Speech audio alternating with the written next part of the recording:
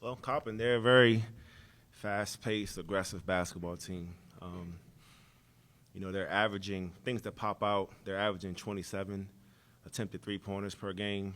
Um, they're turning teams over 21 times a game with around 12 steals per game. Aggressive offensive rebounding team at 14 a game, which is in comparison, North Carolina averaged 18 offensive rebounds per game, which was a point of emphasis for us to try to defend that.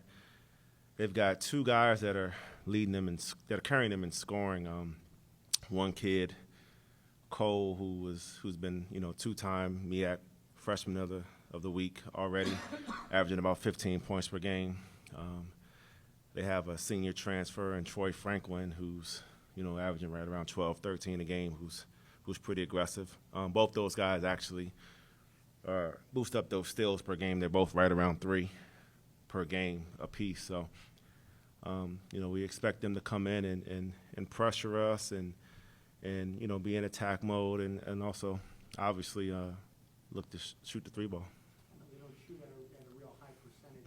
Is that mostly them forcing shots, just missing open jumpers, or where does that kind of come Well, they're getting a lot of open shots. I think in some of their games they've been down, so maybe they've pressed a tad bit. And it's a new team, a lot of turnover from last year's roster. So I think they're just in the process of trying to gel. It's more of a concern, you identify their philosophy that they're trying to accomplish, and it's not that they're bad shooters; they've been missing shots. So you don't want to give them the opportunity to have that many open shots.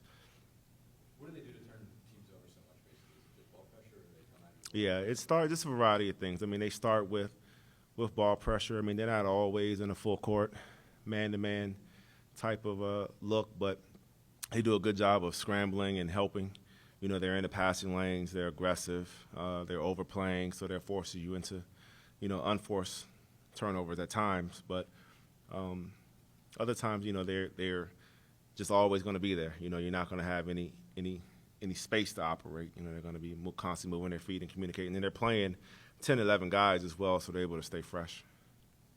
Andy, on your fast break, I know Coach Green talked about having a stopwatch on guys and wanting to get up the court. How fast would you, in an ideal world, would you like them to get up from the time they either rebound or inbound the ball? How fast do they need to get up the court?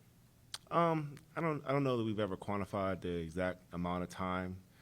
It's as fast as possible with also, obviously pushing tempo, but being selective. Just quality possessions. That's always going to be a goal of ours. But the tempo being pushed is something that, we try to constantly set the tempo in practice, which leads to us setting the tempo in the games for the sake of wearing teams down, but also, hopefully, so we have the best rim runner in the country, one, and then we have athletic wings who are able to get down the court. And anytime we can space the floor, then you have got, allows our shooters and our penetrators to get in the gaps, which, helps to get a lot of early offensive scores. So I wouldn't necessarily say there's a particular time. I know some teams in the past have had, we want to score in the first 5 seconds, we want to score in the first 7 seconds. That's never something that we've discussed. talking about Cody running the floor? What sets him apart? Is it pure effort, just the hustle to get back? Is it recognition of when to go sooner? What is it?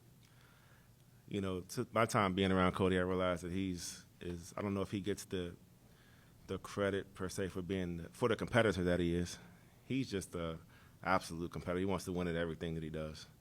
He competes to try to win sprints in practice. In the game, I really believe he wants to. It's a thought of dominating. He's trying to wear the other team out as far as the type of pressure that he's putting on them. He takes pride in the fact that how hard he runs the floor. So he's getting up ahead, because that's what's going to help us win. Whether we throw it ahead to him or not, he's still going to run that rim every game. He hasn't necessarily gotten the ball in those situations like he did against Carolina in previous games this season at the rate that he got it. But if you go back and look at it, he's still running the lane, that hard. So I think it's just his competitive nature. As a competitor, do you think that had an impact on the way you played, North Carolina with a pretty highly touted big man in McAdoo, just the way that Cody was able to come out and look pretty good against UNC? Yeah, I mean, I know there was definitely a great atmosphere. I think that he may, I would attribute a little bit more. He's gotten his lungs back now. He had his brief illness, which he didn't really discuss too much.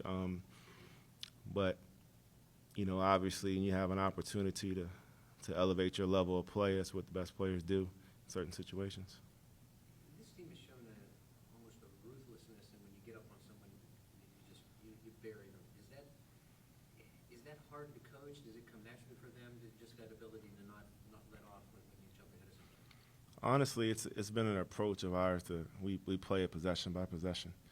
It's a matter of trying to figure out how to maximize your possessions in a basketball game. How you play that possession. When we break down the film, we notice we don't look at the game as a whole. We look at it, through the possession, whether it be the defensive possession or offensive possession. So in the course of the game, we've been able to stay focused on that, just figuring out how to make the most out of each possession. I mean, that goes even in the Georgetown game or the Georgia game. It's obviously you take a look at time and score situations, but through the course of the game, it's about each individual possession and how each individual piece that's on the floor is performing, in that given possession. So when you do that, it's about stringing stops together defensively, first and foremost. I mean, we chart how many opportunities we have to get 3 stops in a row. So with that, as you can imagine, it just starts to add up. Okay, you're constantly working on each defensive possession, and then once you get that basketball, now it's about executing on offense.